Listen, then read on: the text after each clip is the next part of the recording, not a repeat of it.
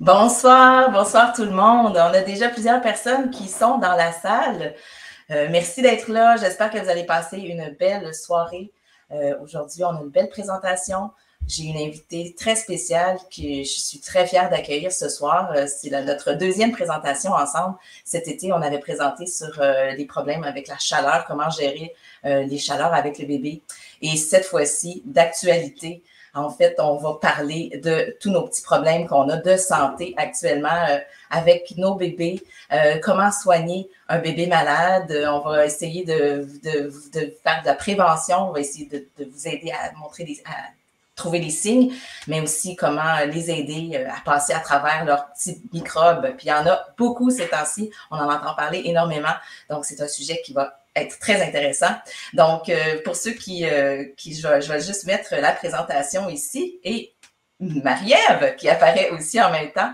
Donc, moi, je me présente pour ceux qui ne me connaissent pas. Je m'appelle Christine Duhem. Je suis diplômée en ergothérapie. Je suis la fondatrice de Chimparu, l'écharpe porte-bonheur et mère de 4 enfants surtout. Fait que moi, je fais la promotion des bienfaits du portage depuis 15 ans maintenant. Et évidemment, tout ce qui touche la périnatalité et les sujets qui nous préoccupent comme parents me préoccupent aussi, m'intéressent et j'aime les partager avec vous. Et c'est pour ça aujourd'hui que j'ai invité Marie-Ève Brouillette. Marie-Ève Brouillette, vraiment une personne à découvrir. Vous allez être vraiment passionné par tout ce qu'elle va vous raconter ce soir. Elle a une belle expérience, une belle expertise. C'est une infirmière clinicienne en périnatalité et dans le fond qui pratique, qui est avec des petits-enfants malades tous les jours. Et ces temps-ci, c'est assez intense, elle pourra vous en parler. Donc, c'est vraiment des beaux conseils, des belles informations qu'elle va vous communiquer ce soir. Donc, sans plus tarder, en fait, avant même de continuer, je voulais juste vous rassurer et vous parler un petit peu de comment va se dérouler la présentation ce soir parce qu'on a un contenu vraiment captivant et beaucoup de choses à vous partager. On ne veut pas vous garder jusqu'à minuit ce soir. On va essayer d'être quand même efficace. Cette présentation-là va être enregistrée. Donc, inquiétez-vous pas si vous ne pouvez pas assister à toute la présentation. Elle va être en rediffusion sur la page de Symbiose. Dans le fond, Symbiose qui a été fondée par Marie-Ève, justement. On va vous donner les liens pour aller vers Symbiose aussi sur la page de Chimparu et sur la page de Bébé Love. Donc, on a 3 pages en direct ce soir pour ce sujet-là intéressant. Vous allez pouvoir revoir la présentation. Et pour les questions, évidemment, on est ici pour vous aussi. Donc, on a un chat. Vous pouvez vous présenter. Ça nous fait toujours plaisir de savoir à qui on parle ce soir. Et puis aussi, si vous avez des questions, vous pouvez les poser au fur et à mesure dans le chat, mais on va essayer de se garder un espace à la fin pour ne pas couper trop la présentation. Donc, inquiétez-vous pas non plus si on n'a pas le temps. On va prendre le temps par la suite de répondre directement par écrit. Sinon, même si on n'a pas le temps de toutes les répondre verbalement, dans le fond. Et puis, dans le fond, c'est ça. Donc, on va tout de suite continuer avec Marie-Ève. Je t'invite, Marie-Ève, à commencer ta présentation. Bonsoir tout le monde, très contente d'être avec vous ce soir. Christine m'a très bien présentée. Je suis à la tête d'une entreprise qui s'appelle Symbiose.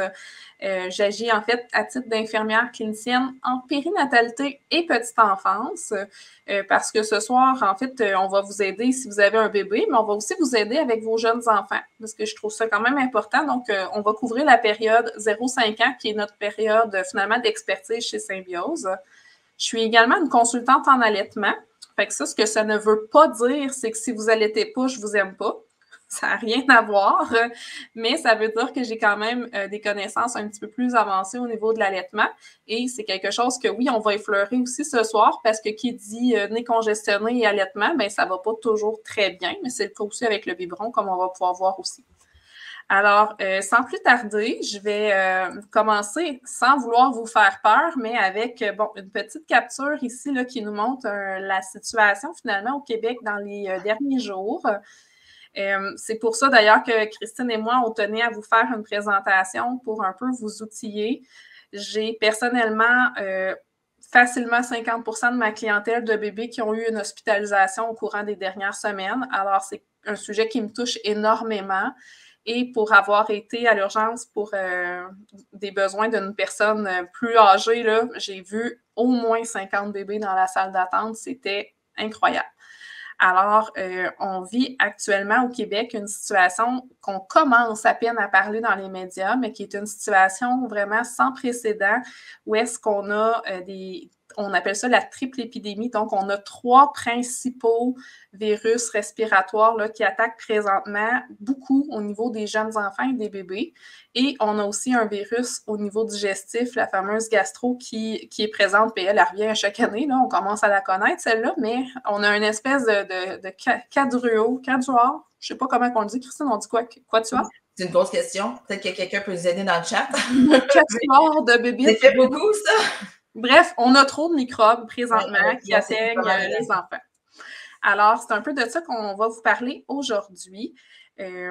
Je vais le faire avec, évidemment, mon volet chapeau professionnel de la santé. Donc, les informations que je vous transmets. Ah, il y a quelqu'un qui nous dit quatuor. Merci beaucoup. Merci, Mélanie. Très apprécié. Alors, je le fais avec mon chapeau de professionnel de la santé, mais je le fais aussi avec mon chapeau de maman parce que tout comme Christine, je suis maman 4 fois et je trouve que les informations, c'est toujours important de venir les nuancer puis de venir mettre une bonne dose de gros bon sens. Alors, c'est ce qu'on va essayer de faire ensemble ce soir, le but n'étant pas de faire peur à personne, mais bien que vous repartiez avec des outils concrets. Alors, c'est qui nos 3 principaux amis du moment, ou ennemis, devrais-je dire? On a le fameux VRS, donc qui est le virus respiratoire syncytial. Celui-là, finalement, c'est ce qu'on appelle le rhume, OK? C'est chez l'adulte, ce virus-là, qui je dis le virus, mais en fait, il y en a toute qu'une famille, OK? Il y en a différentes, des variants et tout ça. C'est ce qui nous donne nos petits symptômes qu'on va considérer comme étant un rhume chez l'adulte. Le problème, c'est que chez le très jeune enfant, surtout chez le bébé, il va rapidement compliquer vers des maladies comme les fameuses bronchiolites, sinusites, donc les ites. OK? Et cette année, il est particulièrement virulent. Donc, ça, c'est pour le VRS. Ensuite, on a notre autre virus qui est le fameux influenza. Ça, là, c'est la bonne vieille grippe du Québec. Donc, souvent, on a un peu de la misère là, à distinguer le rhume, la grippe. Vous allez voir au niveau des signes et symptômes qu'il n'y a pas une si grosse distinction que ça. Puis concrètement, au niveau des soins à apporter à vos bébés, il n'y aura pas non plus une très grosse distinction. Mais ce n'est pas le même virus. Et finalement, le troisième, mais non le moindre, on le connaît tous maintenant, la COVID-19. Si vous n'avez jamais entendu ce nom-là, ça va pas. Vous vivez sur une autre planète. Ça va pas, OK? Il faut vous reconnecter au web. Alors, la COVID. Donc, tous les 3 étant des virus, eh bien, le fameux antibiotique n'est pas une solution qui est accessible pour soigner les enfants quand on a ces virus-là. Parfois, on a des mamans ou des papas qui nous appellent et qui disent « Oui, mais là, moi, mon médecin m'a prescrit des antibiotiques. » Donc, ce qu'il faut comprendre, c'est que s'il y a eu des antibiotiques qui ont été proposés, c'est parce qu'il y a une complication à la suite d'une de ces 3 affaires-là. Et parfois, on peut avoir le virus, mais il y a une bactérie qui peut comme profiter finalement de la situation et dire « Ah, ben tiens, le terrain est quand même assez favorable. Ce système immunitaire-là me semble peu fort parce qu'il est occupé ailleurs. Fait que moi, je vais m'installer. » Fait que c'est là que des fois, oui, on pourrait avoir un diagnostic d'une infection virale, mais aller chercher des antibiotiques quand même. Donc, si on n'a pas accès à des antibiotiques, on a accès à quoi? Ça, c'est la question que tous les parents, on veut savoir concrètement qu'est-ce qu'on peut faire pour aider nos enfants. Mais c'est un peu de ça qu'on va parler ce soir. Super. Alors là, ici, je vous ai mis les symptômes là, qu'on va dire classiques des virus respiratoires. Je ne voulais pas les distinguer par catégorie là, de justement, si tu as une affaire en HIT, si tu as COVID, OK, on y va de façon très globale parce que les soins, comme je vous disais, vont être très similaires. Alors, on a évidemment des catégories que j'ai regroupées. Puis, des fois, on dirait que c'est comme on a tout en même temps ou c'est un après l'autre. Hein? Tu sais, ça, c'est arrivé, puis là, 2 jours après, ça, c'est arrivé, puis là, ça s'installe. Fait que c'est pas nécessairement tout pareil chez tous les enfants. Si vous en avez plus qu'un à la maison, ils vont pas tous présenter les mêmes symptômes selon la même sévérité. Donc, il y en a un qui peut avoir beaucoup de diarrhée au point où on se dit peut-être c'est peut-être plus la gastro parce qu'il n'a presque pas toussé, puis l'autre, il tousse, puis il n'a presque pas eu de diarrhée. Ça, c'est vraiment très variable en fonction de chaque individu. Donc, si on regarde concrètement, là, on fait quoi avec chacun de ces symptômes-là? mais on va vouloir les soulager du mieux qu'on peut. Donc, on va essayer ce soir de vous donner des outils pour chacun des symptômes. Puis, dans un deuxième temps, on veut s'assurer, en observant notre enfant, qu'on ne se dirige pas vers les fameux signes de complications. Bref, savoir faut-il qu'on aille consulter ou pas. Puis là, je vous le dis tout de suite ce soir, mon objectif, c'est pas de vous dire d'appeler au 811 à chaque fois parce que on sait la situation dans les urgences, mais je vais plutôt essayer de vous faire voir vraiment des situations cliniques où est-ce que là, on n'en a plus de choix, il faut consulter. D'accord? Alors, si on regarde notre premier symptôme qui est quand même assez classique, c'est la congestion nasale ou l'écoulement nasal. Christine, tu connais-tu la différence entre les deux? Congestion nasale. Mais ça, en fait, c'est parce que sûrement que c'est obstrué. Exact. Puis l'écoulement, ça coule. Ça coule, c'est ça. Puis souvent, quand on parle de bébé, puis au niveau du jeune enfant, souvent moins de 2 ans, quand on parle d'écoulement nasal, c'est rare si vous avez remarqué qu'on va voir couler à l'extérieur du nez. Par contre, ça ne veut pas dire que ça ne coule pas. Ça coule vers l'intérieur. OK? Un enfant normal au quotidien va fabriquer environ 1 litre de mucus par jour, 4 tasses. OK? Ça, c'est pas un enfant qui a une infection, c'est de base. Puis chez l'adulte, c'est 6 tasses, fait qu'un petit peu plus. Fait que ces sécrétions-là, ils coulent là, naturellement vers l'arrière-gorge, puis finalement, ils s'en vont dans notre estomac, puis on les digère. Fait que notre petit bébé qui a une augmentation là, au niveau de ses sécrétions, bien, ça peut se mettre à couler un petit peu plus vers l'arrière-gorge, mais on ne va pas nécessairement le remarquer. Ce que vous allez remarquer, c'est souvent, bien, quand ils vont pleurer, vous allez entendre comme un petit changement au niveau du bruit. Mais là, tu te dis, coudonc, on dirait que j'entends quelque chose de différent, mais il n'y a pas le nez plein. C'est que ça se passe, mais par en arrière, OK? Tandis que la congestion, comme tu le disais, c'est vraiment notre bébé qui a le nez plein.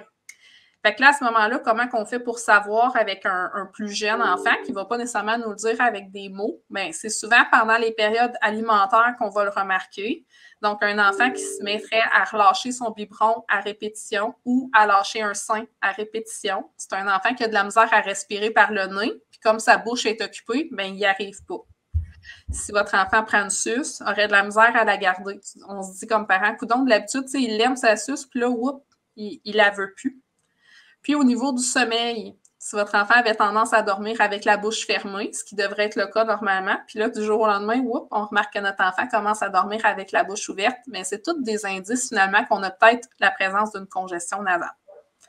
Donc, qu'est-ce qu'on fait quand on a une congestion nasale? Bien, notre meilleur ami, notre meilleur traitement, c'est la fameuse toilette nasale. Puis ça, je ne sais plus combien de fois je l'ai répété dans les dernières semaines et dans les dernières années parce que c'est ô combien important. Alors, en lien avec la fameuse toilette nasale, vous voyez 2 petites images là dans le haut. C'est des infographies que moi j'ai faites qui se retrouvent sur mon site Internet qui vont expliquer un petit peu. Mais je me suis rendu compte au fil des semaines que même les petites infographies, c'était pas tout à fait suffisant pour que les parents puissent vraiment bien faire la toilette nasale. Parce qu'il y a des parents qui la faisaient, mais qui ne la faisaient pas nécessairement de façon super efficace.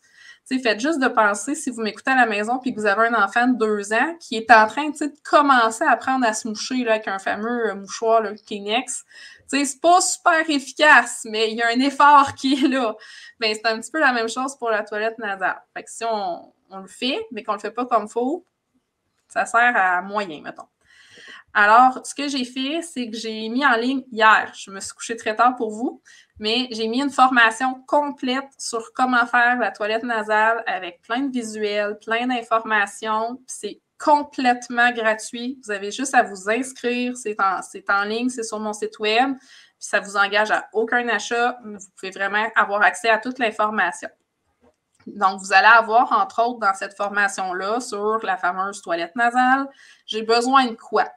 Je vous parle de ce qui se fait, des liquides à mettre dans le nez puis tout ça, mais je vous parle aussi dans cette formation-là d'un mouche bébé. Donc là, ici, vous l'avez en image, puis je l'ai en vrai, c'est le mouche bébé de la marque Bébé Love que Christine m'a envoyé. Oui, en fait, des petits cadeaux. Je vais vous envoyer les liens parce que c'est ça, j'ai envoyé quelques produits à Marie-Ève pour qu'elle les teste de Bébé Love. Elle va vous en parler un petit peu de quelques-uns qu'on vous recommande aussi. Mais évidemment, il y a plusieurs produits là, disponibles sur le marché. qui vont pouvoir répondre à ces besoins-là. Mais on vous fait quelques suggestions. Je vais vous envoyer les liens sur le chat si vous voulez aller voir un peu plus de détails. Merci, Christine. Alors, le mouche bébé comme ça, c'est une des étapes possibles d'une toilette nasale, mais ce n'est pas nécessairement la seule chose à faire. Fait que ça, c'est une des erreurs que je veux voir souvent. Donc, qui dit toilette nasale dit forcément injecter un liquide qu'on appelle une solution nasale ou une solution saline au niveau des voies respiratoires de votre bébé, au niveau de son nez. C'est ce liquide-là qui permet un nettoyage, puis d'enlever aussi une partie des micro-organismes là, qui causent une infection. En plus, évidemment, là, de dégager les voies respiratoires. Fait que quand est-ce qu'on va utiliser un mouche bébé comme tel? Bien, on va le faire, en fait, quand notre bébé présente la congestion. Donc, il n'y a pas juste de l'écoulement, il y a la congestion. Le mucus, il est tellement épais qu'il vient comme bloquer, si vous voulez, ses voies respiratoires. Fait que là, à ce moment-là, d'avoir un outil comme ça va vous permettre de facilement dégager les voies de votre bébé, puis va pouvoir vous permettre finalement de le mettre au sein ou de lui offrir un biberon avec pas mal plus de confort. Mais si on fait que aspirer les sécrétions, on pourrait même irriter les voies nasales puis entraîner plus de mucus. Donc, on ne veut pas que aspirer. C'est vraiment important d'avoir la combinaison toilette nasale avec le flush de liquide et ensuite de nettoyer les voies avec ça quand c'est trop congestionné.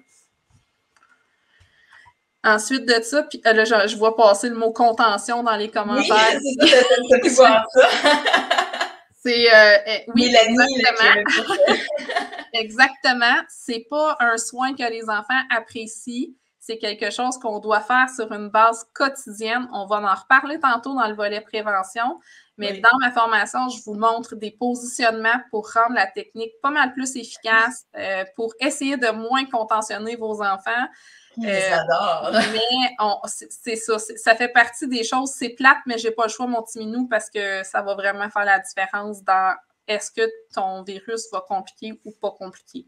J'en parle dans la formation, mais de toutes les actions concrètes qu'on va vous parler aujourd'hui, la toilette nasale est probablement l'une des plus efficaces pour diminuer les risques de complications, diminuer les risques de prise d'antibiotiques, améliorer le confort au niveau des symptômes. Fait que, je pense que si je pouvais me faire tatouer le mot toilette nasale, je pense que j'y penserais fort. Okay? Je vous ai mis le lien dans le chat si vous voulez aller voir la formation de Mélanie, justement, le lien est là directement, vous pouvez cliquer dessus. Super, elle est là pour ça. Ensuite, notre autre symptôme qu'on peut avoir, c'est de l'irritation à la gorge. Donc ça, si on a un enfant de 18 mois et plus, ça se pourrait, là, qu'on ait le bobo qui nous en parle un petit peu. Par contre, chez le bébé, ça va être beaucoup plus difficile comme parent de savoir, bien là, mon enfant, il a-tu mal à la gorge ou pas? Fait encore là, on pourrait le voir au niveau de la fréquence des boires. Fait que ça pourrait être un enfant qui veut boire plus souvent, parce qu'évidemment, ça apaise un petit peu au niveau de la douleur. On pourrait le voir aussi au niveau des cris de notre bébé. On entend un son qui est différent d'avant. OK? Puis des fois, on a l'espèce de mentalité comme parent de dire, ben s'il crie, c'est qu'il a pas mal à la gorge. Non. Il crie parce qu'il ne sait pas comment s'exprimer autrement, mais le son vient de changer parce qu'en effet, il peut être irrité là, au niveau de sa gorge. Est-ce que c'est quelque chose qu'on peut voir? Ben oui, on pourrait regarder là, le fond de la gorge de notre enfant. Souvent, quand il pleure à plein poumon, vous y avez un pas pire accès. Mais c'est difficile quand on n'a pas nécessairement de formation médicale, de savoir, bon, c'est très rouge, un peu rouge. Théoriquement, si vous regardez et que c'est mauve, c'est pas normal. C'est supposé d'être rouge, une bouche, là. Fait que c'est plus difficile. Mais c'est quelque chose que vous pourriez quand même regarder parce qu'on pourrait voir aussi, on a-tu des petites lésions, y a-tu des zones blanches, y a-tu l'air d'avoir des boutons? Je vois-tu un trou ou ça a l'air d'être juste comme une grosse masse inflammée, cette histoire-là? Donc, quand même pratique de regarder, mais souvent, c'est plus une question finalement d'écoute puis d'observation au niveau des boires qui va nous renseigner sur l'état de la gorge de notre bébé. Qu'est-ce qu'on peut faire avec ça? Eh bien, ça va dépendre beaucoup de l'âge de l'enfant. Si l'enfant est plus vieux puis est en âge de manger, bon, on va pouvoir offrir des aliments qui sont froids, fait que ça va faire du bien, ça va soulager. On pourrait aussi offrir des aliments qui sont chauds, comme les fameuses soupes réconfortantes, puis tout ça, mais oui, ça va faire du bien là, au niveau de la gorge. Par contre, si notre enfant n'est pas en âge de manger, la plupart des parents ignorent, c'est qu'on peut faire des popsicles avec du lait maternel. Avec la formule commerciale, par contre, on ne peut pas faire la congélation de ce lait-là une fois qu'il a été reconstitué. Ce n'est pas recommandé. Mais avec le lait maternel, on peut le faire. Puis si on fait un popsicle comme ça, bien, on va l'offrir à notre bébé dans ce qu'on appelle un filet alimentaire, une espèce de truc en silicone avec des trous pour pas qu'il y ait un risque d'étouffement. Fait que ça va permettre à votre bébé d'avoir finalement accès à du lait et d'avoir aussi l'effet de fraîcheur, de froid. Mais il n'y a rien de mieux que de mise au sein fréquente ou encore d'ajuster au niveau de l'offre de biberon pour en offrir un petit peu plus souvent si on pense que notre enfant peut avoir mal à la gorge.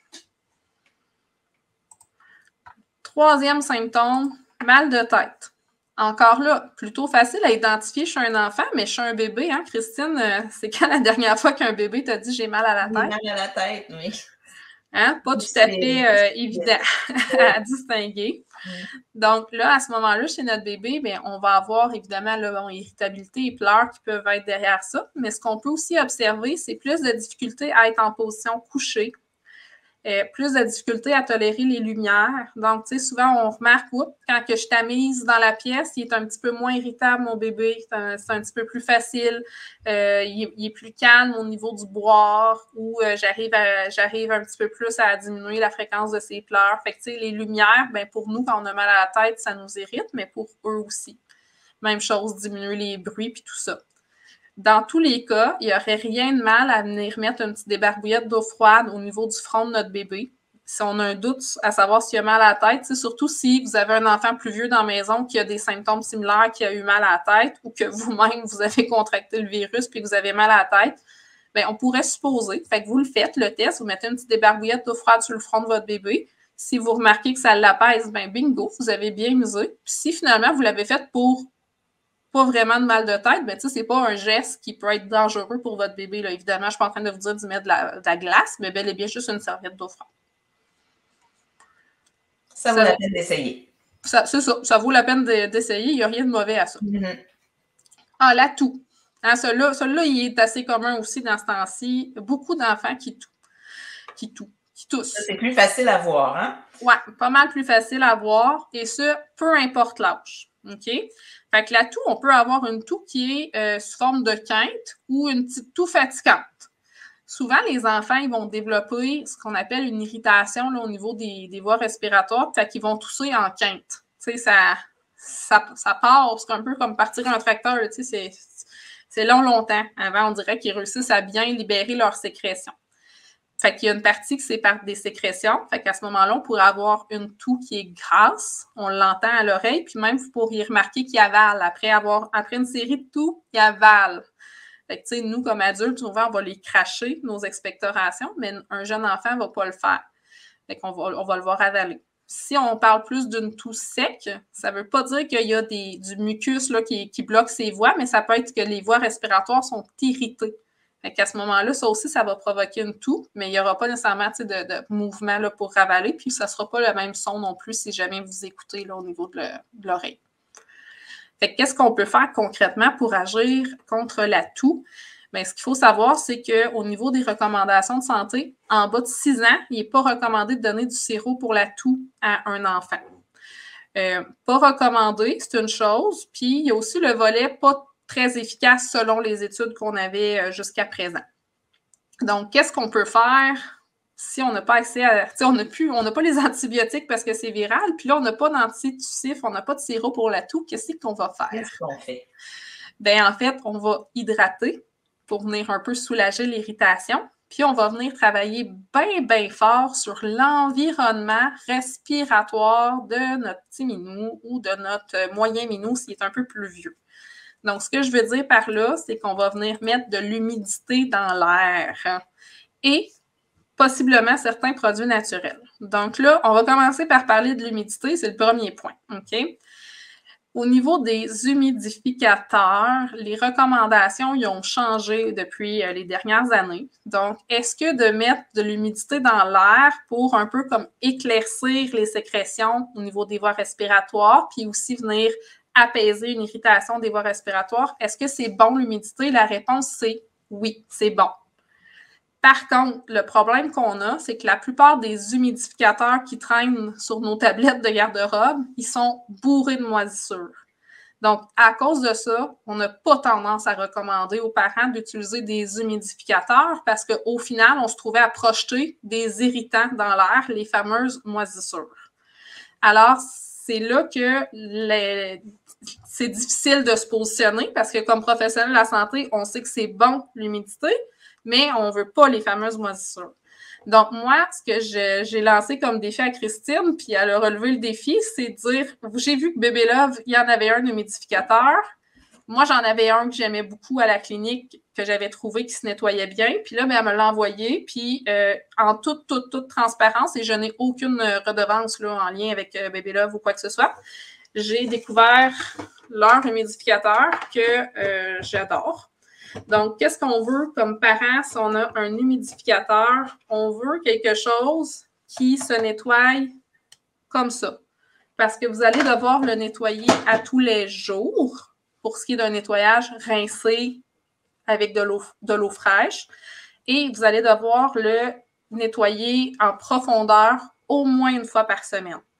Donc, pour nettoyer, vous avez le choix entre de l'eau avec du vinaigre dedans ou encore, il y a des certaines compagnies d'humidificateurs qui vendent une solution là, commerciale pour le faire. Puis, on a aussi des recettes avec de l'eau de javel. Bref, de l'eau puis du vinaigre, ça fait très bien. Et il y a même des modèles qui vont vous permettre de les mettre au lave-vaisselle. Donc, il faut pouvoir laver le récipient qui contient l'eau. Donc, très, très, très facile en ce qui concerne ce modèle-là. Mais il faut aussi pouvoir laver la base, OK? Tous les recoins. Puis là, je ne sais pas si vous voyez bien, mais ici, ça vient de tomber, il vient qu'une brosse pour justement les faire, les petits recoins, OK? Aller les enlever, les risques de moisissure. Puis ça, c'est vraiment important. Donc, si votre humidificateur, il n'est pas gentil comme celui-là, puis il vient qu'une brosse, prenez une vieille brosse à dents à la maison pour vraiment aller tout nettoyer les recoins de l'humidificateur. Donc, ce n'est pas un gros non, c'est un oui, mais avec un très, très bon entretien pour évidemment éviter les risques de moisissure dans l'environnement immédiat de notre enfant. Fait que ça doit répondre à ta question, Cynthia. Dans le fond, peu importe l'humidificateur qu'on utilise, l'important, c'est de le nettoyer. C'est vraiment ça qui va permettre qu'il n'y ait pas d'accumulation de moisissure. Avec un humidificateur qui n'aura pas trop de raccoins, qui va être facile à vider, facile à aller nettoyer partout où il y a de l'eau qui peut s'accumuler, qui peut rester là, ça peut causer de la moisissure. Exact. Puis on ne la voit pas tout le temps à l'œil nu, la moisissure, là, loin de là. Fait que, je ne veux pas nommer une marque en particulier, mais regardez vos modèles. On a des modèles qui étaient très, très, très esthétiques, là, un petit éléphant, un petit requin, un petit ça, mais il y a tellement de recoins qu'on n'a pas accès facilement que là, à ce moment-là, c'est très difficile d'entretenir. Donc, vous voulez un produit qui s'entretient avec vraiment beaucoup de facilité, que vous avez accès à tous les recoins, puis vous le faites. Hein? C'est pas juste de dire, j'ai acheté celui-là, il se lave bien, mais je le lave une fois par mois. Non, ça ne marchera pas.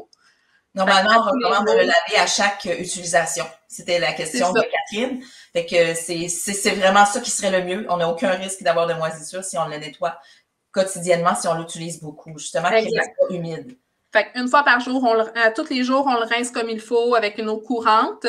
Ensuite, on peut le remplir puis le réutiliser. Puis une fois par semaine, on fait le nettoyage avec un agent, que ce soit le vinaigre, l'eau de javel ou encore une solution commerciale en fonction de votre modèle. Celui de Bébé Love, c'est l'eau avec de la javel ou l'eau avec le vinaigre qu'eux, ils proposent. Puis vous avez la recette même dans les instructions. Je vous ai mis le lien, encore une fois, je vous ai trouvé ça. Fait que si vous voulez aller voir le produit, le lien est là, sur le chat. Merveilleuse. L'autre affaire, c'est les produits naturels. Donc là, une infirmière qui vous parle de produits naturels, déjà là, je suis un extraterrestre dans mon domaine, mais je ne pouvais pas vous en parler parce qu'on le sait que comme on n'a pas accès à des sirops et tout ça, à un moment donné, on veut trouver des solutions pour finalement permettre à nos bébés de mieux respirer. Puis une de ces solutions-là qui sont accessibles, c'est l'utilisation, entre autres, des huiles essentielles qui sont dans la catégorie des produits naturels. Donc, l'utilisation des huiles essentielles, ce n'est pas quelque chose qui est à 100% contre-indiqué, c'est-à-dire qu'on en a des études sérieuses qui ont démontré des bénéfices par rapport à certaines souches, par exemple d'eucalyptus, par rapport à... Il y en aurait d'autres que je pourrais nommer, mais c'est qu'au niveau de l'importation de ces produits-là, au niveau de Santé Canada, on n'a pas une grande réglementation qui encadre leur revente. Et une fois qu'ils ont passé les critères, il n'y a aucune surveillance qui est faite par la suite. Donc, si vous allez, même si vous l'achetez dans une pharmacie, la petite bouteille d'huile essentielle, on ne sait pas nécessairement ce qu'il y a dedans, puis à quelle composition qu'il y a. Donc là, c'est là qu'on dit il faut avoir une personne qui s'y connaît pour vraiment vous proposer des produits qui conviennent au groupe d'âge de votre enfant. Et il faut s'assurer d'avoir des produits de qualité pour ne pas aller finalement diffuser plein de pesticides ou autres, parce qu'on pense à l'huile essentielle, c'est un concentré très intense, donc très actif, possiblement de plantes. Donc, très intéressant à utiliser, mais avec beaucoup, beaucoup de précautions. Pourquoi je les ai mis ensemble? C'est parce que la plupart des humidificateurs n'avaient pas la possibilité de diffuser des huiles essentielles. Fait que là, il fallait que tu laves et ton diffuseur et ton humidificateur pour bébé. Mais il y a des modèles, dont celui de Bébé Love, qui a un récipient à l'intérieur qui est conçu pour accueillir des produits comme ça. Donc, je ne vous fais pas la liste des produits que vous pouvez utiliser parce que je n'ai pas les connaissances qu'il faut, mais juste de le faire avec finalement précaution, puis de savoir que oui, ça pourrait être une piste intéressante à explorer si on a accès à une personne finalement qualifiée pour nous guider. Parfait, ça. Merci. On a une question, peut-être que tu peux répondre tout de suite, Marie-Ève. À quelle température, en fait, à combien on mettrait l'humidificateur idéalement? J'y réponds plus tard. OK. On se garde pour plus tard. Je la garde pour plus tard. Ensuite de ça, bon, on continue là, dans nos symptômes classiques qu'un enfant ou un bébé peut avoir, peu importe un peu le type de virus respiratoire qu'il y a. On a douleur musculaire ou articulaire. Okay? Ça, souvent, ça vient avec la fièvre, mais ce n'est pas toujours obligatoire. Encore là, chez le jeune enfant, il va vous le dire. J'ai mal partout ou j'ai mal au ventre, mais on le voit bien qu'ils ont de la misère un peu à se déplacer, sont un peu KO sur le divan. Chez notre bébé, on va plus avoir un bébé qui va être irritable, il ne va pas nécessairement nous l'exprimer. Fait qu'une des façons de bien soulager, c'est entre autres l'utilisation de l'eau chaude. Là, je ne suis pas en train de vous dire de les ébouillanter, hein? Je suis en train de vous dire de prendre une belle douche chaude avec votre bébé, avec vous, dans ses bras. Vous allez avoir l'humidité qu'on vient de voir tantôt. Et vous allez avoir aussi de l'eau qui va venir soulager ces raideurs musculaires et articulaires, ou encore le fameux bain de bébé qui pourrait être super intéressant, encore une fois, pour l'apaiser. Donc, si vous n'êtes pas certaine que votre enfant présente des douleurs musculaires ou articulaires, puis que vous remarquez que le bain ou la douche l'apaise énormément, ben bingo, il y a des bonnes chances que c'était ce symptôme-là qui était présent à ce moment-là. Chez vos enfants plus vieux, ce n'est pas nécessairement quelque chose qu'on pense comme parents à faire, mais de leur proposer plusieurs fois par jour d'aller dans le bain. Oui, ça va vous coûter cher d'eau chaude, j'en consens, mais ça va vraiment leur redonner une forme de confort qui va être très, très, très intéressante. La fièvre, donc celle-là, ben, souvent elle est là, mais elle n'est pas toujours là non plus. Fait qu'on peut avoir plein de symptômes, mais sans avoir de la fièvre. Puis des fois, ben, on est quasiment frustré parce qu'on se dit, coudonc, es-tu vraiment malade, mon bébé? Ben oui, il est vraiment malade, pareil. La fièvre, c'est un des symptômes, mais ce n'est pas le seul en soi. Pourquoi est-ce qu'on veut la surveiller? C'est parce que c'est un de nos bons indicateurs d'une complication, finalement, quand on parle d'un virus respiratoire. Bien, quand la fièvre, elle monte en flèche ou qu'elle persiste dans le temps, on va le voir plus tard, là, mais c'est un bon indicateur. Donc, là, ici, je vous ai mis les chiffres pour c'est quoi faire de la fièvre au niveau rectal. Mais il existe maintenant d'autres sortes d'outils comme le thermomètre que voici. Je l'ai ici aussi, puis je l'ai testé en clinique hier, puis aujourd'hui avec mes petits minous qui sont venus nous voir. Alors, un outil comme ça, celui-là, c'est un 5 en 1, fait qu'il vous permet de contrôler l'eau du bain. Je trouvais ça le fun, au lieu d'avoir plusieurs gadgets, mais il vous permet de prendre une température de l'oreille ou du front. Donc, ça, ce n'est pas des températures qu'on va juger comme étant très, très précises pour faire des soins à nos bébés. Par contre, prendre une température rectale, c'est pas toujours une partie de plaisir. Hein, Christine? Toi et moi, avec nos 4 minous chacune, on l'a fait une couple de fois. Oui. On l'a fait, puis on veut pas non plus passer notre temps à prendre la température de notre bébé. C'est pas ça l'objectif. Donc, moi, ce que je vous propose, si vous avez accès à un appareil comme ça, ça peut être pratique pour se valider, dire, il me semble que mon bébé fait de la fièvre, il me semble il me semble que je le trouve chaud. Tu le trouves-tu chaud, On n'est pas trop sûr. On peut faire un premier screening comme ça. Il dort, ça le réveille pas. On n'est pas en train de mettre quoi que ce soit dans ses fesses, mais si ça nous dit qu'on a une présence de fièvre, on doit valider avec un thermomètre rectal en bas de 5 ans. À l'aisselle, que je vois dans les commentaires, c'est un petit peu le même principe. Fait qu'une température prise à l'aisselle, c'est un bon indicateur, mais dès que la température à l'aisselle, soit qu'on se dit, mais elle dit qu'il ne fait pas de fièvre, l'aisselle, mais moi, je trouve qu'il y a de l'air d'en faire, il va falloir se contrôler. Puis même chose, si une température prise à l'aisselle dit que notre enfant fait de la fièvre, il va falloir contrôler intrarectal parce que ça peut être beaucoup trop variable comme prise de température. Donc, on peut s'outiller avec des thermomètres, avec d'autres ondes, mais on garde le rectal avant de donner de la médication ou avant de consulter. Ensuite de ça, les fameux maux de ventre.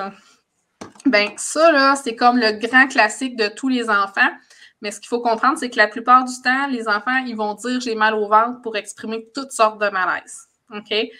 Chez le bébé, on a souvent tendance aussi à leur donner comme commentaire des maux de ventre, mais on ne sait pas tout à fait qu'est-ce qui se passe. Fait que souvent, un bébé qui a mal au ventre va se tortiller. Donc, vraiment, notre bébé, c'est pas juste les bras puis les jambes qui bougent. Vous regardez, il va bouger au niveau de son bassin aussi, parce qu'il est vraiment très inconfortable.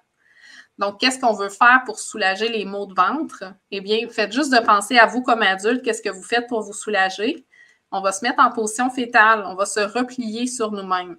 Donc, notre petit minou qu'on va coucher sur le dos, je sais que c'est recommandations de dos sur le dos et tout cela, mais là, si votre bébé a mal au ventre, bien, tournez-le sur le ventre sur vous.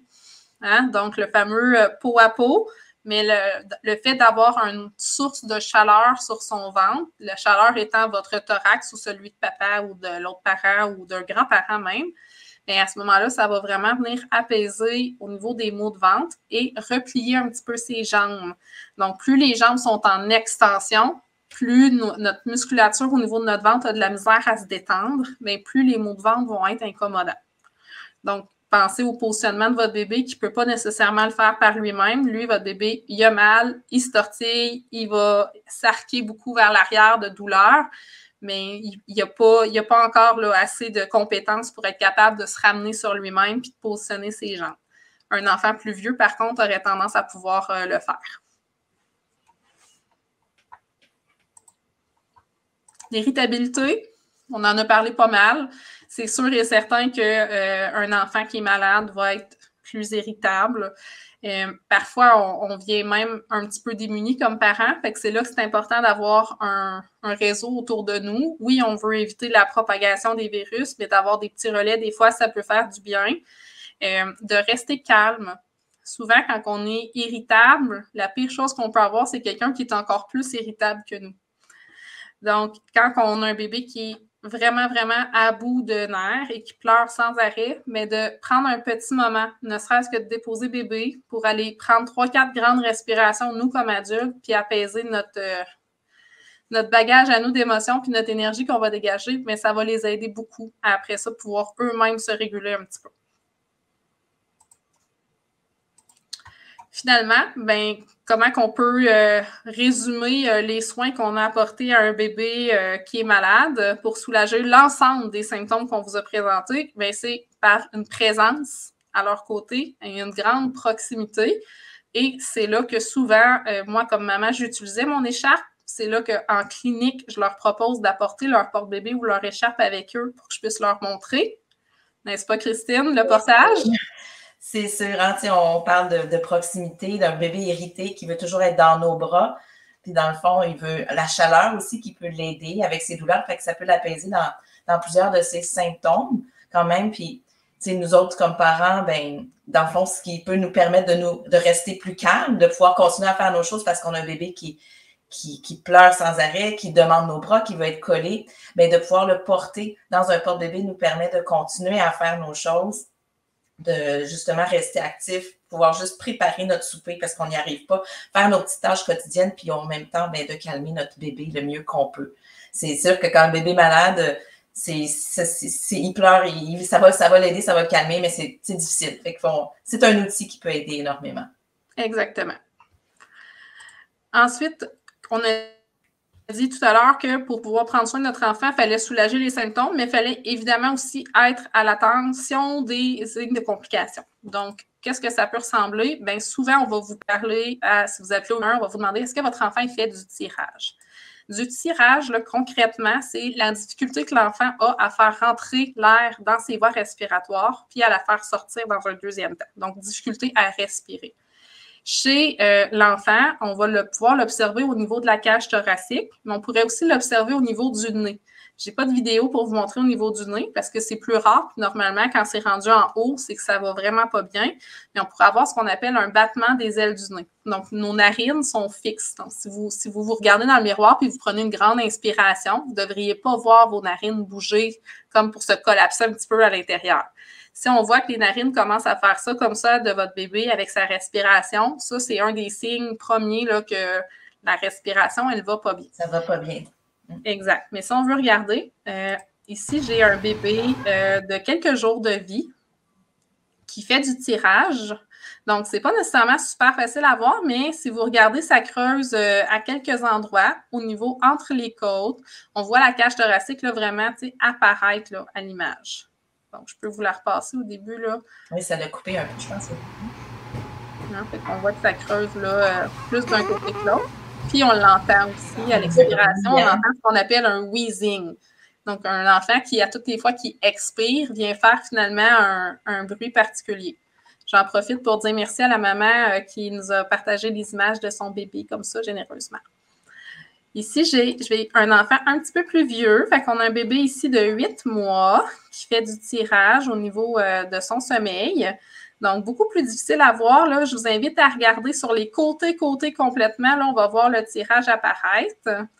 Donc, un petit peu le dépasser là, la ligne du mamelon vers le côté. Fait que difficile, mais si vous regardez avec beaucoup d'attention, vous allez voir une autre sorte de tirage qu'on voit chez nos plus vieux qui est au niveau de la clavicule. Alors, regardez vraiment sur la clavicule dans le coin en bas à gauche. Ça rentre à toutes les fois que l'enfant respire. On a une petite zone d'ombre là, qui se creuse. Donc, on n'y pense pas. Souvent, on regarde leur ventre, mais chez les plus vieux, on peut regarder plus haut aussi. Chez les bébés aussi, d'ailleurs, mais souvent, on va plus le voir chez les plus vieux. Et finalement, j'ai une autre maman qui a accepté de partager chez un enfant beaucoup plus vieux. On a même la toux qui l'accompagne. On parlait des quintes de toux, bien là, vous allez en voir. Fait qu'on voit la respiration, toutes les côtes là, qui se forment. Donc, ça, c'est le tirage sous toutes ses couleurs et ses coutures. Finalement, en fonction de l'âge de l'enfant, on pourrait observer ça. Normalement, si votre enfant est âgé de moins de 6 mois puis qui fait du tirage, c'est un des motifs de consultation là, qu'on va dire urgente. En ce moment, par contre, ce qu'on sait avec les VRS, c'est que la plupart des enfants vont faire du tirage là, à l'heure actuelle. Donc, c'est vraiment une situation qui est difficile. Donc, c'est sûr que si votre enfant commence à faire du tirage, mais qui est plutôt stable au niveau des autres signes et symptômes, on commence à vous dire, bon, on va essayer de soulager le reste des symptômes, voir comment ça évolue. Mais c'est sûr et certain que si ça continue d'être présent au tirage, bien là, on va vous dire d'aller consulter parce que c'est un indicateur là, de détresse respiratoire, finalement. Au niveau de la fièvre, ben c'est pas parce que notre enfant fait de la fièvre qu'on doit consulter, à l'exception finalement d'un bébé de moins de 3 mois. Souvent, les parents me posent la question, c'est tout simplement parce que plus l'enfant il est jeune, plus rapidement son état général peut dégringoler. Fait que ce qu'on sait, c'est que si un parent commence à soulager la fièvre de son bébé de moins de 3 mois, à l'exception là, de la fièvre qui peut arriver après un vaccin de 2 mois, là, mais mettons une fièvre qui arrive dans un contexte d'infection, bien, comme on sait que son état général peut dégringoler super vite, on aime mieux le voir, ce bébé-là, pour vraiment le monitorer comme il faut. Entre 3 mois et 6 mois, on ne va pas nécessairement dire de se rendre à l'urgence, mais on va recommander là, de voir un professionnel de la santé pour quand même s'assurer de l'état général de l'enfant. Sinon, si on est en haut de 6 mois et que notre enfant fait de la fièvre, est-ce qu'on doit traiter la fièvre à tous les coups, Christine, selon toi? Je vais te dire non, mais je te laisse répondre. C'est une bonne réponse. Je t'ai fait un piège, là, mais c'est la bonne réponse. Donc, la fièvre, c'est un mécanisme naturel du corps humain pour combattre une infection. Donc, quand est-ce qu'on va vouloir soulager la fièvre de notre enfant? Bien, c'est quand il est vraiment très inconfortable parce que la fièvre vient avec les raideurs musculaires, les frissons, un état général amoché. Donc, là, oui, on va vouloir soulager. Ou encore, si la fièvre elle monte vraiment très haut, on pourrait avoir ce qui s'appelle des convulsions fébriles. Donc, notre enfant commence à convulser. C'est pas du tout dangereux, mais ça découle de la fièvre. Puis comme on n'est pas capable, quand on n'est pas dans votre salon avec vous, de savoir est-ce que c'était des convulsions fébriles ou c'était une crise d'épilepsie, bien là, on va vous dire d'aller consulter parce qu'il faut qu'on puisse quand même éliminer l'affaire qui serait dangereuse et non pas l'affaire qui découle de la fièvre. Donc, quand notre enfant fait un peu de fièvre, on n'est pas obligé de traiter immédiatement. On va l'observer, voir si c'est nécessaire. Mais dès qu'on voit qu'il est inconfortable ou encore que le chiffre a tendance à vouloir monter, bien là, oui, on va vouloir traiter la fièvre avec des médicaments qui sont ajustés si on réussit à en trouver au commerce. Un autre petit problème. Un autre petit problème. Évidemment, là, si vous n'arrivez pas à en trouver puis que vous n'en avez plus à la maison puis que votre voisine n'en a plus, vous pouvez regarder avec le pharmacien ou encore contacter un membre de mon équipe puis on va pouvoir vous accompagner pour utiliser d'autres sortes de produits qu'on va ajuster la dose, évidemment, en fonction du poids de l'enfant. OK? Fait qu'on n'est pas... oui, on est à court sur les tablettes, mais on n'est pas à court de solutions. Exact. Alors, si la fièvre, elle persiste pendant plus de 3 jours... ou parfois, on a un arrêt complet de la fièvre, on se dit « Oh yes, ça va mieux », puis là, bang, 1 ou 2 journées après, ça revient en force. C'est un signe de complication de l'état, donc il faut consulter dans ce temps-là. Finalement, la déshydratation, bien, ça découle de tous les symptômes qu'on vient de voir. Ça fait que si le bébé est irritable, il n'a pas envie de boire. S'il a le nez congestionné, il n'a pas envie de boire. S'il a mal au ventre, il n'a pas envie de manger. Okay? Donc, tous ces symptômes-là sont mis ensemble, finalement, des gros risques d'avoir la déshydratation. Donc, si on remarque que bon, les urines de notre enfant ou de notre bébé sont à la baisse, souvent, la première chose qu'on va dire, c'est si votre enfant est plus vieux, on va dire de ne pas flusher la toilette puis de vous le dire pour que vous puissiez l'accompagner. Fait qu'on va remarquer est-ce que l'odeur est plus concentrée, est-ce que la couleur est plus jaune. S'il est encore aux couches, beaucoup plus facile à observer puis à dénoter aussi la fréquence. On devrait finalement avoir une miction, donc une fois faire pipi à toutes les 6 à 8 heures. Donc, si ça commence à être pas là, 1 ou 2 cycles consécutifs, on est probablement en signe précoce là, de déshydratation. Après ça, bien, si notre enfant, on a de la misère à le réveiller, OK? Je ne suis pas en train de vous dire on a de la misère à lui dire « lève-toi du divan puis va jouer dans la cour », OK? De la misère à le réveiller. Bien là, ça, c'est un signe un petit peu plus sévère de déshydratation. On commence à aimer ça pas mal moins. On peut regarder au niveau de sa peau. Si on voit qu'il a la peau froide, normalement, quand ils ne filent pas, ils sont plus chauds. Mais là, s'il est très froid, un autre signe de déshydratation. Puis, bien évidemment, l'absence de larmes ou de salive au niveau de la bouche de notre enfant, bien là, c'est comme la cerise sur le sundae, finalement. OK? Fait que ça, c'est des signes à surveiller. Puis au niveau de son état général, bien, je vous l'ai mis. C'est une question de gros bon sens. OK? Je le répéterai jamais assez. Il n'y a pas un plus grand spécialiste au monde de son enfant que son parent. Donc, indépendamment de tout ce qui est écrit dans les critères pour vous dire si vous devez consulter ou pas, c'est vous, avec votre instinct parental puis votre intuition, qui savez mieux que quiconque si vous avez l'impression qu'il y a quelque chose qui ne va vraiment pas, si vous devez consulter ou si vous pouvez attendre un petit peu. Donc, souvent, moi, j'ai le goût de vous dire de recommencer à vous faire confiance. Puis, si vous avez un doute, bien, d'aller valider auprès d'un professionnel, c'est toujours valable, mais de ne pas nécessairement supposer que parce que le livre ne l'a pas dit ou parce que la fièvre n'est pas là, bien, que votre enfant va nécessairement super bien. Donc, de vous reconnecter sur vous comme parent spécialiste de votre enfant. J'aime ça, dire ça. Hein? Se faire confiance, c'est vraiment quelque chose qu'on répète souvent. Faites-vous confiance, vous êtes les experts. Fait que là, on va lâcher un peu là, les microbes respiratoires, puis on va aller dans encore moins le fun. On va s'en aller sur un autre bout. On va aller sur le fameux virus du système digestif, ce qu'on connaît comme étant la gastro. Encore là, il y en existe toute une famille là, de virus qui peuvent entraîner une gastro. T'sais, souvent, on me pose la question, là, gastro-entérite, ce que ça veut dire, c'est inflammation de l'estomac puis du tube digestif. Okay? C'est comme la conséquence du virus, finalement, mais des virus qui peuvent le causer, il y en a des tonnes. Okay? Les symptômes classiques de la gastro, on les connaît, mais souvent, la question qui revient, c'est est-ce qu'on est obligé et de vomir et d'avoir la diarrhée? La réponse, c'est non. Ça peut être un ou l'autre ou les deux. Puis parfois, on peut bel et bien faire de la fièvre avec une gastro. Des fois, on entendait ça, j'ai une grippe intestinale. Non, tu as une gastro pareil. ça reste dans la même catégorie. Alors, une fois de plus, qu'est-ce qu'on fait avec ça? Ben, on fait exactement la même chose que si c'est un virus respiratoire. On soulage les symptômes, puis on surveille les signes de complications. Ça va finir par passer. Alors là, je ne pouvais pas m'empêcher, même si on est le soir, de vous mettre des belles images. C'est tellement mon quotidien. Moi, vous connaissez ça. Ben oui, là, hein, on est tous. Si vous m'écoutez ce soir, il y a des bonnes chances que vous soyez un parent. Fait que probablement que vous en avez déjà vu. Alors, nausées, vomissements. Chez les enfants plus vieux, quand même facile à déterminer s'il y a des vomissements. Au niveau des nausées, ils vont vous parler plus de mal de ventre que de mal de cœur ou de nausées. Un autre indice chez un enfant plus vieux, ce serait la présence de toux. Okay? Là, je ne suis pas en train de vous dire un enfant qui avait un rhume et qui toussait depuis longtemps. Okay? Il ne toussait pas votre enfant, il a commencé à avoir de la diarrhée, puis là, il se met à tousser. Tenez-vous prêts, là, le vomissement s'en vient. Okay? Ça vient avec.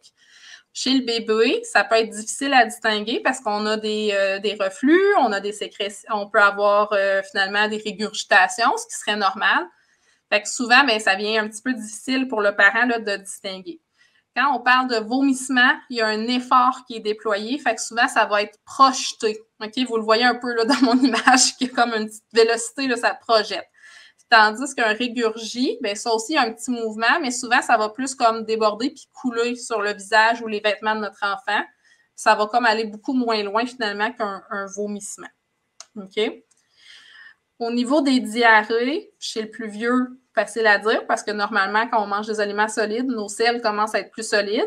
Mais chez un bébé, surtout un bébé allaité, hein, entre un caca de bébé puis une diarrhée, beaucoup de parents sont un petit peu perturbés, là, à savoir lequel qui est lequel. Bien, en fait, là, on va parler d'une texture qui est pratiquement liquide comme de l'eau. Fait que ça peut être normal chez certains bébés qui sont principalement les bébés allaités. Fait que si on a la texture, mais qu'on n'a pas la fréquence, qu'on ne considère pas ça comme une diarrhée. Il faut avoir les deux. Fait que des selles qui sont très, très, très liquides, pratiquement comme de l'eau, et une fréquence qui est à la hausse. À la hausse, on dit environ 12 fois par jour chez un bébé, mais c'est à la hausse par rapport finalement à sa normalité. Fait que c'est sûr que si vous, votre bébé, c'est un nouveau-né de 3 semaines qui faisait déjà comme 8 à 12, moi j'appelle ça des pets sauces, là, des traces dans sa couche, bien là, vous ne pouvez pas commencer à dire qu'il fait de la diarrhée s'il y en a 12 un petit peu plus abondantes parce que c'était sa normalité. Puis à ce moment-là, ça serait beaucoup plus que ça. Mais le contraire est aussi vrai. Si vous avez un enfant de 6-7 mois qui faisait en moyenne 1 ou 2 caca par jour ou même 1 ou 2, 3 jours, puis que là, tout à coup, ça se met à la hausse, vous n'avez pas besoin d'attendre d'en avoir 12 pour considérer que votre enfant a la diarrhée. Fait que, bref, preuve de gros bon sens. Qu'est-ce qu'on veut faire avec ces symptômes-là? Bien, on veut évidemment favoriser l'hydratation. Quand on parle d'une gastro, là, la déshydratation, c'est toujours notre pire ennemi, OK? Donc, si on allaite, on va offrir le sein le plus souvent possible. On parlait tantôt de proximité, mais c'est là. Si on n'allaite pas puis qu'on donne de la formule commerciale, bien, on a tendance des fois à avoir des horaires de boire qui sont un petit peu plus serrés. Tu sais, ils boivent son biberon pas mal aux mêmes heures. Mais là, il faut penser, non, à peut-être offrir des moins grandes quantités, mais un petit peu plus souvent chez ces bébés-là. Puis finalement, si on a un enfant ou un bébé qui est rendu à l'étape de manger des solides, on va pouvoir aller vers des solutions de réhydratation qui sont vraiment la première recommandation. Donc, si votre bébé est allaité ou pas, mais qui est rendu à l'étape des solides, on va continuer à donner le sein et continuer à donner le lait de formule, mais on va aussi donner de la solution de réhydratation pour permettre de un petit peu combler ses besoins. Je vous ai mis ici des exemples de solutions de réhydratation. Fait que je vous ai mis la forme commerciale. Donc, ça, c'est quelque chose qu'on peut acheter sous forme de popsicle ou de poudre à diluer ou de jus à boire. La plupart des compagnies, là, il y en a différentes. Là, je vous en ai mis une, là, mais il y en existe plusieurs. Mais on peut aussi faire la recette maison qui coûte beaucoup moins cher et qui est souvent des ingrédients très faciles, là, du jus d'orange non sucré, donc du vrai jus d'orange finalement, avec de l'eau qu'on fait bouillir et on ajoute du sel de table. Donc, pas trop compliqué. Et ce qu'on ne veut pas faire, puis ça, c'est un mythe québécois, là, quand même, il est endurci, celui-là, on a de la misère à s'en débarrasser, mais de penser à donner du Gatorade ou tous les jus avec des électrolytes dedans, ça ne convient pas pour soulager ces symptômes-là puis pour réhydrater un enfant qui est malade. On ne veut pas donner juste de l'eau tout seul. Okay? Ça aussi, ça va pas fonctionner, ça ne va pas permettre une meilleure réhydratation. On a besoin de certains minéraux là, pour que l'eau passe dans ses cellules finalement. Et on ne veut pas forcer un enfant qui est malade à manger une certaine quantité. On veut vraiment respecter la faim de notre enfant. Fait qu'on va proposer souvent, mais on ne va jamais, jamais, jamais forcer. Puis je vous ai mis aussi dans le tableau combien de solutions de réhydratation qu'on veut offrir à chaque heure à un enfant comme ça, en fonction de son âge. Là, quand je dis à chaque heure, ça ne veut pas dire de le réveiller pour y en donner. C'est quand il a faim, ça devrait être dans ces quantités-là. Quand est-ce qu'on consulte quand on a notre enfant une gastro? Bien, en fait, on va considérer qu'il est à trop grand risque de déshydratation s'il vomit plus que 6 ou 8 fois dans sa journée. Là, des fois, les vomissements, ils viennent comme la toux, là, ça vient comme en quinte, en plusieurs batchs. C'est compté comme une fois. Okay? Fait que 6 à 8 périodes de la journée que l'enfant se mettrait à vomir. Si on remarque qu'il y a du sang au niveau des vomissements, aussi, au niveau des diarrhées, si on voit qu'il y a du sang, ça commence à être un petit peu trop irrité. Donc, on veut consulter. Et évidemment, si la situation là, perdure depuis plus que 7 jours, encore là, au niveau de l'hydratation, on va peut-être devoir donner un petit coup de pouce là, à votre enfant. Encore là, c'est viral, donc il n'y a pas de médication comme telle qu'on peut donner pour traiter le virus de la gastro, mais on peut soulager les symptômes avec des solutions de réhydratation, puis des fois, on va aller avec des intraveineuses quand on n'a pas le choix. Bon, là, assez, c'est assez. On a tous parlé de quoi faire quand ils sont malades, mais on peut-tu se donner quelques minutes pour parler de comment on peut essayer de hein, on va essayer fort, fort, fort. Là, je sais que le temps file, puis j'ai trop de choses à vous dire, fait que je vais essayer d'être concise, d'accord? Alors, bon, au niveau de la prévention des infections, là, OK, on ne passera pas à côté des grands classiques. Se laver les mains. Je ne suis pas en train de vous dire de laver les mains de vos bébés d'1 mois, mais si vos enfants sont plus vieux, à partir du moment qu'un enfant marche à 4 pattes puis mange des aliments solides, oui, il faut y penser à laver leurs mains parce que ces mains-là, ils vont partout, OK? Des fois même dans leur couche. Alors oui, il faut laver les mains, et les leurs et les nôtres. Ensuite de ça, je vous ai mis une image de maman ours parce que je pense que toutes les mamans qui m'écoutent ce soir vont avoir les mêmes commentaires au party de Noël cette année, c'est-à-dire qu'on est toute une gang de sauvages parce qu'on ne veut pas que notre bébé passe d'un bras de un et d'un bras de l'autre. OK? Mais soyons toutes et tous sauvages et limitons les risques de propagation à nos enfants. On le sait cette année que c'est exceptionnel l'atteinte de nos cocos là, au niveau des virus. Alors, oui, on essaye de sensibiliser nos proches. On dit non aux bisous à notre enfant, OK? Tu peux le saluer, tu peux lui faire un beau sourire, tu peux te mettre à sa hauteur puis dire bonjour, mais tu n'es pas obligé, ma tante Thérèse, de donner un bec dans le front puis de pincer à la joue, OK? Fait que ça, on essaye d'éviter autant que possible. Puis c'est difficile pour eux parce que c'est des gestes d'amour, puis on les comprend. C'est sûr, c'est difficile. On a le goût de les toucher, on a le goût de les embrasser. C'est ça. Mais c'est pas eux qui vont être avec votre enfant à 3 heures du matin, quelques jours après, quand ça ne fera plus. Mais que, on essaie de sensibiliser tout le monde. Oui. Évidemment, ben, on se tient loin des foules dans la mesure du possible. Puis, ben, il existe un super outil pour ça, pour éviter dans les foules. Hein? Pour éviter que tout le monde, tu sais, ma tante Thérèse, c'est bien rare qu'elle vienne toucher les joues de votre bébé quand il est installé scotché sur votre thorax. C'est sûr que ça met une petite barrière pour les autres. On le garde plus contre nous. Fait que c'est une autre façon de prévenir. Absolument. Mais au-delà des grands classiques, là, il existe d'autres actions qu'on peut prendre concrètement là, dans nos maisons, dans nos façons de vivre pour prévenir un petit peu les transmissions là, de virus puis les complications de ces virus-là chez nos enfants. Donc, l'isolement, ça, c'est quelque chose qu'on parle de plus en plus, surtout avec l'arrivée de la COVID, mais l'isolement de votre enfant, de sa famille puis des visiteurs. Qu'est-ce que je veux vous dire par là? C'est que des fois, ben, c'est tentant de dire, ben, j'ai 2 enfants qui vont à la garderie, il y en a un qui est malade, l'autre ne l'est pas, fait que je vais envoyer celui qui ne l'est pas pour pouvoir mieux m'occuper de celui qui l'est.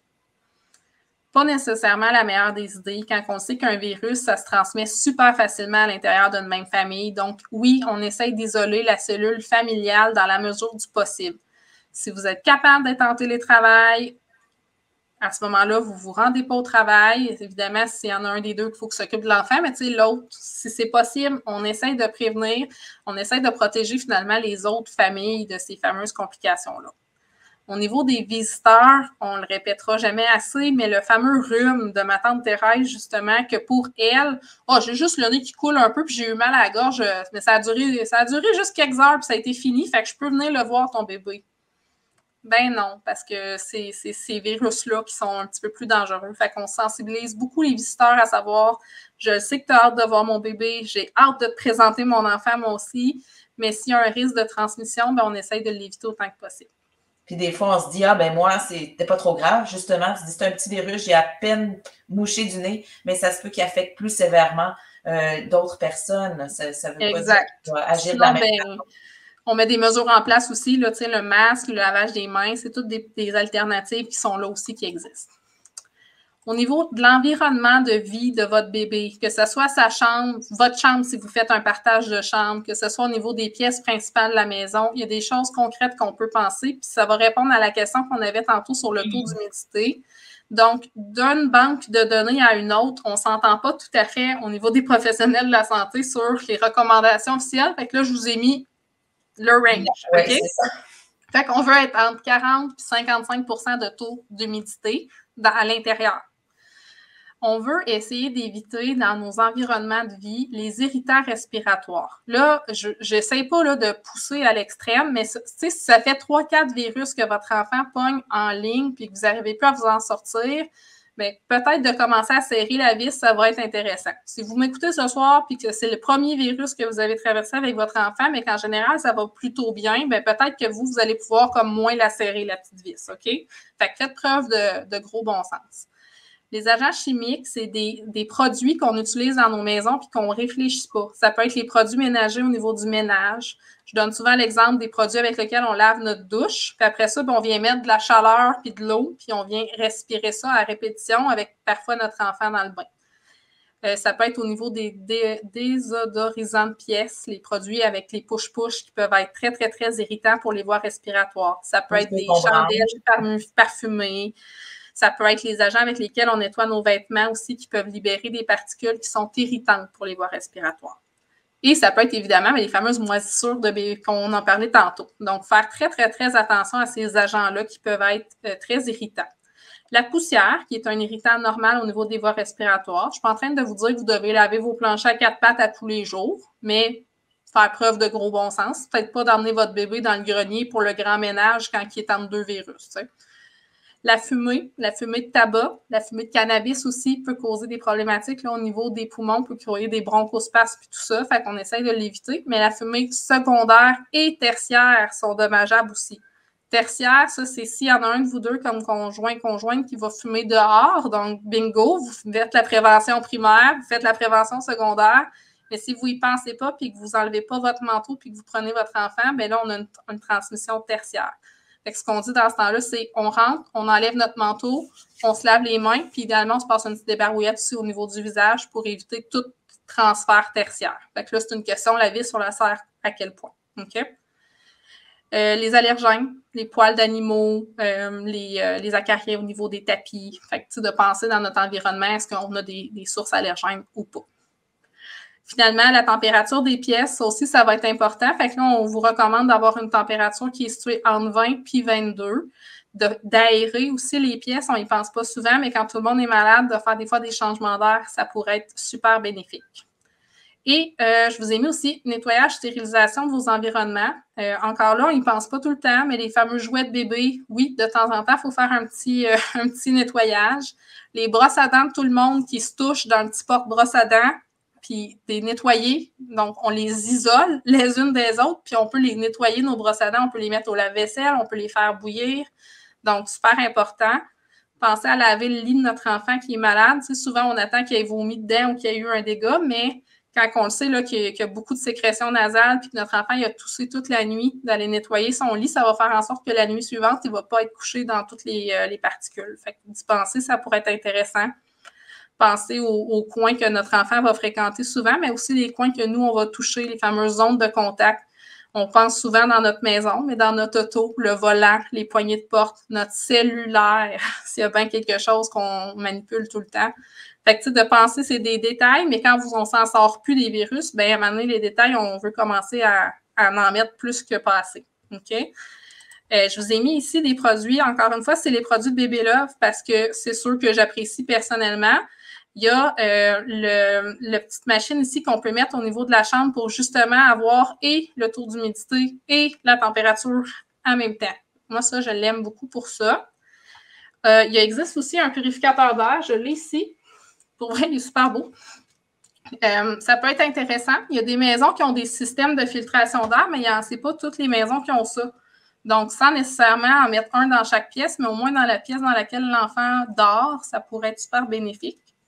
Et des jouets faciles à nettoyer. Je ne sais pas si vous avez vu passer sur les réseaux sociaux là, la fameuse Sophie la girafe, qu'il y a des parents qui ont ouvert, mais elle n'est pas toute seule. Hein? Sophie la girafe, là, dans son univers, il y en existe des tonnes de jouets qu'on n'a pas nécessairement accès à l'intérieur pour les nettoyer. Puis ça vient plein de moisissures, puis notre bébé se met ça dans la bouche. Puis là, ceux-là, Christine, toi, tu les connais plus que moi. Oui, ça, c'est des petits bodies que tu as mis en démonstration. C'est des jouets de Bébé Love aussi. C'est tout nouveau, ça. En fait, ce qui est bien de ces jouets-là, c'est des jouets de bain, mais c'est qu'ils s'ouvrent complètement. Là, on ne le voit pas tellement sur l'image, mais ils se séparent en 2 pièces. Fait que c'est très facile à accéder l'intérieur pour les nettoyer. Fait que c'est ce genre de jouet-là qui est plus recommandé. Il faut vraiment être capable d'aller nettoyer tout l'intérieur aussi. Exact. Un peu comme notre humidificateur de tantôt, finalement. Oui, toujours le même problème. Hein? Garder propre, nettoyer, être capable d'accéder à toutes les surfaces. C'est le même principe. Alors, au niveau des habitudes de vie, hein, on veut sortir dehors. Ça aussi, on n'y pense pas souvent, mais notre enfant qui est malade, oui, il faut le sortir un peu, ça va changer l'air. Bien manger, continuer notre allaitement maternel aussi longtemps que possible, dans la mesure où est-ce que c'est notre souhait. Offrir des suppléments en fonction de l'âge de vos enfants. Toujours penser à être bien adapté. Je reviens à la charge avec ma toilette nasale parce qu'il faut la faire sur une base quotidienne, ça veut dire à tous les jours. Enseigner à nos enfants rapidement que la toux, c'est quelque chose qu'on fait au niveau du coude puis qu'on se lave les mains après.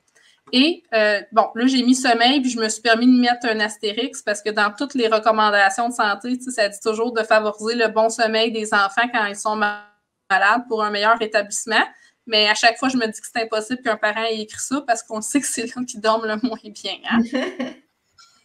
Mais bon, il faut favoriser dans la mesure du possible. Mais oui. Il existe évidemment là, au niveau de la prévention certains vaccins, le rotavirus qui est donné à 2-4 mois au Québec pour la prévention des certaines particules de gastro, certains virus de gastro, mais pas tous. Il existe aussi la vaccination saisonnière pour l'influenza qui est disponible pour les 6 mois et plus, ou encore, si votre enfant a moins de 6 mois, on va vous recommander de vacciner les membres de la famille immédiate. Puis même chose au niveau de la COVID-19, maintenant on vaccine 6 mois et plus ou les membres de la famille.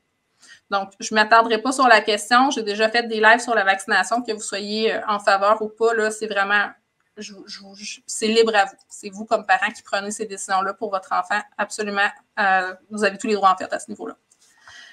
Finalement, on veut, encore une fois, assurer proximité. Le pot à pot, probablement un des meilleurs éléments. Puis, même si vos enfants sont plus vieux, le pot à pot reste intéressant.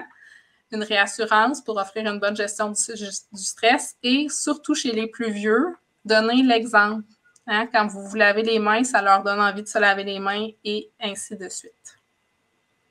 Merci. Ça me fait plaisir. Donc, je vous ai mis ici ma belle face toute grillée anti-bébite, mais en fait, c'est pour vous dire que si vous avez besoin d'une consultation infirmière, on offre des services en téléconsultation, évidemment, chez Symbiose. Parfois, on ne peut pas vous faire grand-chose, on est obligé de vous dire, comme l'infirmière au 8-1, finalement, d'aller vous rendre à l'urgence, mais d'autres fois, on peut quand même évaluer avec vous l'état de votre santé de votre enfant, vous outiller puis vous réassurer. Donc, de ne pas hésiter, on est là pour ça. Alors, c'est le temps de la période des questions maintenant. J'ai plus de salive, je m'excuse. J'avais trop de contenu, mais je ne pouvais pas couper plus que ça. C'était super intéressant. Je pense que c'était riche d'informations, beaucoup de conseils au niveau des soins, au niveau de la prévention. En tout cas, je suis pas mal convaincue qu'on a donné de la bonne information aux parents. Merci beaucoup, Maria, pour ta présentation. C'est très apprécié. On avait quelques questions le long qu'on a laissé aller, mais je pense que tu as répondu à la plupart des questions. J'essaie de faire le tour un petit peu. C'est bien un mythe qu'un enfant soit malade car il a pris froid. J'aime bien ce mythe. C'est un mythe, mais je vais le nuancer un petit peu. On pourrait avoir un bronchospasme qui a lieu après avoir eu un coup de froid. Donc, on va le voir chez les enfants qui sont asthmatiques ou encore chez un enfant qui aurait comme déjà une irritation au niveau des voies respiratoires. Le coup de froid pourrait déclencher comme une chaîne de toux. Mais ce n'est pas le froid qui donne le virus ou le froid qui donne une bactérie. OK? Fait que, il faut le nuancer dans ce sens-là. Super. On a une autre question ici d'Audrey. Donc, tu demandais un peu pour les produits des huiles essentielles. C'est quel genre de personnes qui pourraient nous aider à trouver les bons produits? C'est une excellente question. On va souvent vous diriger vers des naturopathes, naturothérapeutes, vers des entreprises qui sont certifiées aussi. Parfois, l'entreprise, la personne qui travaille sur le plancher, c'est pas nécessairement quelqu'un qui a eu une formation avancée. Fait que, tu sais, il ne faut pas se gêner de demander à la personne qui veut nous vendre un produit. Est-ce que toi, tu as une formation spécifique dans l'utilisation des produits avec les jeunes enfants? Et ils vont vous répondre honnêtement, mais de vraiment demander une expertise à savoir s'ils ont une formation avancée. Personnellement, à la clinique, moi ici, j'utilise uniquement des huiles essentielles de la compagnie doTERRA. C'est une compagnie qui est mondialement reconnue, mais c'est la seule qui a l'approbation FDA aux États-Unis pour le grade médical, l'utilisation médicale des huiles essentielles. Fait que c'est pour ça que moi, j'utilise ceux-là, mais ça ne veut pas dire qu'il n'existe pas d'autres bonnes compagnies au Québec, là, pas du tout. Il y a Mélanie ici qui suggérait TerraSense. Je ne sais pas si tu connais celle-là. Je ne connais pas du tout. OK, moi non plus. Fait qu'il faut vérifier. Il faut vérifier. Ouais. Dans le fond, c'est ça. Il faut vérifier le produit, est-ce qu'il est de qualité. Puis la personne qui veut nous le vendre, c'est quoi ses connaissances en termes d'utilisation des produits naturels chez les bébés? Une petite question ici. Peut-on utiliser de l'eau de coco à la place de l'eau dans la recette pour un bébé de 0-6 mois? Malheureusement, non, c'est pas recommandé parce qu'au niveau de l'eau de coco, encore là, au niveau de la provenance du produit, puis la mise en canne ou en bouteille et tout ça, ben on pourrait avoir des contaminants et tout ça. Fait qu'on préfère utiliser de l'eau qu'on fait bouillir. Bonne question aussi. Alors, est-ce qu'on a d'autres questions? Je suis en train de faire le tour ici. C'est votre dernière chance en live, mais il ne sera jamais trop tard pour poser des questions, c'est sûr. Marie-Ève est tout à fait disponible, comme vous l'avez vu. Fait que vous pouvez aller voir sur le site de Symbiose, puis voir ses coordonnées, ses contacts aussi plus en détail. Vous allez trouver de l'aide assurément et des réponses. Puis vous pouvez toujours continuer à nous écrire aussi, même sur Chimparu. On va sur le chat du live qui va être en rediffusion. On a beaucoup de questions là-dessus parce qu'évidemment, c'était quand même long, mais on le savait. On avait beaucoup de contenu à vous donner, mais inquiétez-vous pas, oui, ça va être disponible sur toutes les chaînes en rediffusion. Puis la plupart des infographies aussi là, que j'ai montrées, là, ils sont soit à la fin de la formation gratuite sur mon site web, mais sinon sur mon site web, j'ai aussi une section avec plein d'infographies gratuites. Si vous allez voir dans l'onglet ressources, puis ça ne vous coûte rien, puis vous avez une grosse banque de données mis à ma couleur, c'est-à-dire gros bon sens simplifié. C'est super. Juste, c'est ça pour finir. Moi, j'aimerais ça vous inviter aussi à vous inscrire à notre infolettre. Ça, c'est quelque chose, si vous voulez recevoir des informations. Nous, on publie régulièrement aussi des courriels informatifs sur tous les sujets qui vous préoccupent. Donc, vous pouvez aller cliquer sur le lien puis vous inscrire à notre infolettre là, pour recevoir les informations. Moi, je l'aime beaucoup. Oui, le site web, je pense qu'on l'a mis dans le début du lien pour ceux qui veulent le lien pour Symbiose là, aussi. Je vais le remettre. Oui, au tout début. Ouais, sinon, c'est pas plus compliqué, symbiose.com. Symbiose.com, avec un trait d'union, biose.com. Et que je l'écris quand même pour que vous l'ayez dans le chat. Voilà. Voilà. Donc, tout ça, ça va être disponible. Fait que merci pour vos commentaires. Ça nous a fait plaisir. On voit, vous êtes très nombreux à vous exprimer, puis on est vraiment content de pouvoir vous donner ça. Merci de votre attention à tout le monde, puis on va vous souhaiter un beau temps des fêtes, puis une belle période virale. Oui, on espère que vous allez bien passer à travers ça, puis que vous n'allez pas être trop affectés. On vous le souhaite. Joyeuses fêtes et à la prochaine.